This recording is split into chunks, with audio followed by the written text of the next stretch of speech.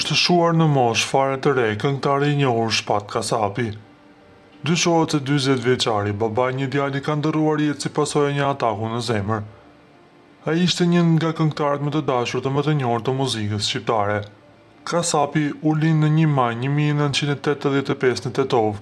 Karrierën ai e nisi në fillim të viteve 2000 dhe shpejt u bën ndërhyjet më të mëdha muzikore, ato kohë në estradë.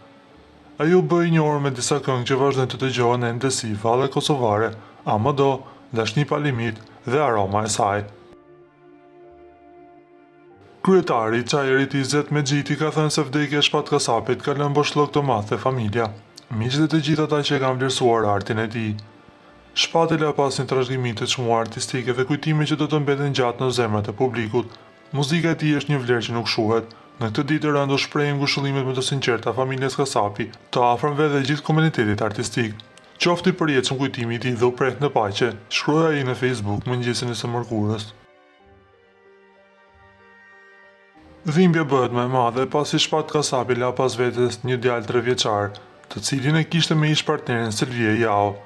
Shpati dhe Silvia u bën prindër për herë të parë në janar të vitit 2022, por martesa e tyre nuk eci gjatë.